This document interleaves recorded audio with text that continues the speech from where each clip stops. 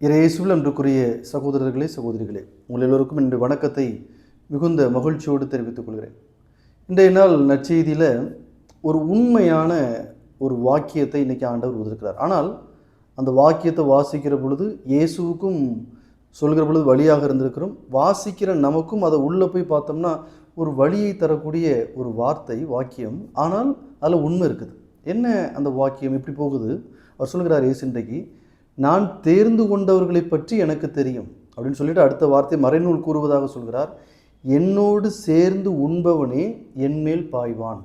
So இந்த வார்த்தை யாரை குறித்து அப்படின்னா யூதாஸ் இஸ்காரியோத்தை குறித்து. அவர் தேர்ந்து கொண்ட ஒரு சீடர், நம்பின ஒரு சீடர், அவர் அன்பு செய்த ஒரு சீடர், பணப்பொறுப்பு மிக முக்கியமான பணப்பொறுப்பை கொடுத்த ஒரு சீடர் இன்றைக்கு இயேசுக்கு எதிராக மாறி போகிறார். அதைத்தான் சூஷகமாக அன்னைக்கு இயேசு சொல்வதை பார்க்கலாம். இந்த வார்த்தையை சொல்கிற பொழுது இயேசுக்கு ஒரு வழி இருந்திருக்கிறோம், நம்ம கூடவே இருந்தானே, நம்ம நம்பினோமே, நம்ம இவ்வளோ அன்பு செஞ்சோமே, ஆனாலும் இவன் நமக்கு எதிராக மாறிட்டானே, நம்மளை காட்டி கொடுக்க போகிறானே அப்படிங்கிற ஒரு வேதனையோடு தான் இந்த சொல்ல இன்றைக்கி இயேசு உதிர்க்கிறார்.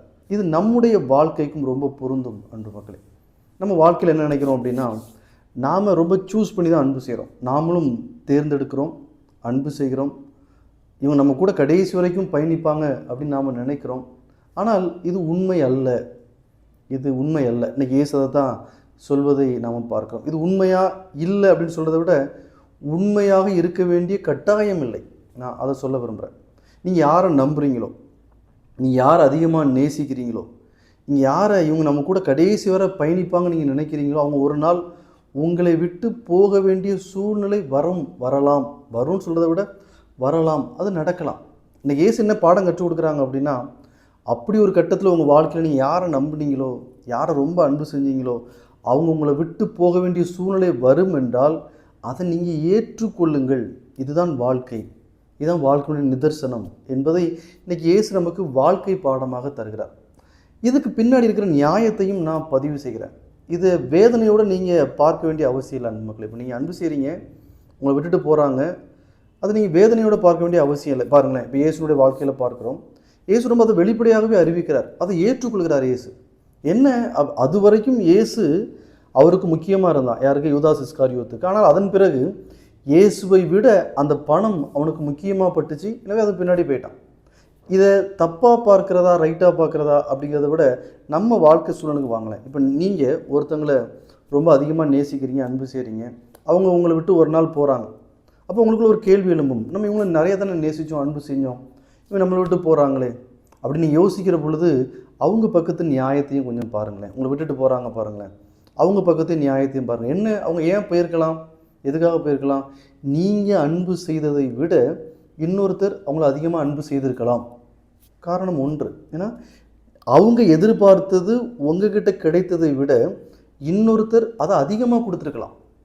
நீங்கள் கொடுத்த நேரத்தை விட, நீங்கள் கொடுத்த அன்பை விட இப்போ இன்னொருத்தவங்கிட்ட தேடி போகிறாங்களா, அவங்க கொடுக்குற நேரம், அவங்க கொடுக்குற அன்பு இதை விட அதிகமாக இருக்கலாம். நீங்கள் நினைக்கலாம், நான் கம்ப்ளீட்டாக தானே கொடுத்தேன். இல்லை அன்பு மக்களே, நீங்கள் கம்ப்ளீட்டாக கொடுத்துருக்கலாம், ஆனால் அதை விட பூர்த்தியாக பூரணமாக இன்னொருத்தவங்க கொடுக்குற பொழுது இதை விட அது அவர்களுக்கு முக்கியமாகப்படுகிறது. எனவே கடந்து போகிறாங்க. இதை தவறாக பார்க்க வேண்டிய மனநிலை நமக்கு இருக்கக்கூடாது. அதை சாதாரணமாக எடுத்துக்கிறணும். ஆனால் ப்ராக்டிக்கலாக பேசணும் அப்படின்னா அது கஷ்டம், கடினம், ஏற்றுக்கொள்வது கடினம், அதனை கடந்து வருவது கடினம். ஆனால் இயேசுனிக்கு அழகான வாழ்க்கை பாடம் தருகிறார், இதை ஏற்றுக்காங்க. இந்த உலகத்தில் எதுவுமே நிரந்தரம் கிடையாது அன்பு மக்களே. நான் இன்றைக்கு ஃபோக்கஸிங் ஆன் உறவு. இந்த உறவுகள், நீங்கள் யாரை நம்பினீங்களோ, யாரை கடைசிறவங்க கூட இருப்பாங்கன்னு நினைக்கிறீங்களோ, அவங்க கூட உங்களை விட்டு போக வேண்டிய நிலை வரலாம். அதை ஏற்றுக்கொள்ளுங்கள், அதை கடந்து போக பழகுங்க. அவங்க பக்கத்தில் ஒரு நியாயம் இருக்கிறது என்பதை நீங்கள் புரிந்து கொள்ளுங்கள். அவங்கள நீங்கள் சபிக்க வேண்டாம், அவங்க மேலே கோவப்பட வேண்டாம். அவங்க பக்கத்தில் ஒரு நியாயம் இருக்குது. ஏன்னா உங்களை விட அவங்கள யாரோ ஒருத்தர் அதிகமாக அன்பு செய்தாங்க. அவங்க எதிர்பார்த்ததை நீங்கள் கொடுத்ததை விட வேறு யாரோ அவங்களுக்கு கொடுத்துருக்குறாங்க. எனவே அதன் நிமித்தம் அவங்க போகிறாங்க. அப்படிங்கிற பட்சத்தில் அதை ஏற்றுக்கொள்ளுங்கள். அது அழகு, அதுதான் அன்புன்னு நினைக்கிறேன். உண்மையான அன்பு என்னது? நாம் யாரை நேசிக்கிறோமோ அவங்க நல்லா இருக்குன்னு நினைக்கிறது தானே உண்மையான அன்பு. அதை ஏற்றுக்கொள்ளுங்களேன். அவங்க இப்போ சந்தோஷமாக இருக்கிறாங்க, உங்களை விட்டு போகிற பொழுதும் அவர்கள் மகிழ்ச்சியாக இருப்பார்கள் என்றால் அதை ஏற்றுக்கொள்வது தான் உண்மையான அன்பு. அதைத்தான் இயேசு இன்னைக்கு யூதாஸுக்கு செய்கிறாரு.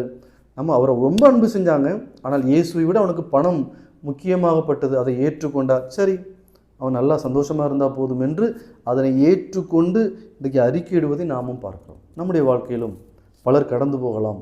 ஏற்றுக்கொள்ளுங்க, பழகிக்காங்க, சந்தோஷமாக இருங்க. அவர்கள் சந்தோஷமாக இருக்க வேண்டும் என்று ஜெபிங்க. ஆனால் இயேசு மட்டும் உங்களை ஒரு நாளும் விட்டு விட்டு போக மாட்டார். கேட்க செவியுள்ளோர் கேட்கட்டும். ஆமென்.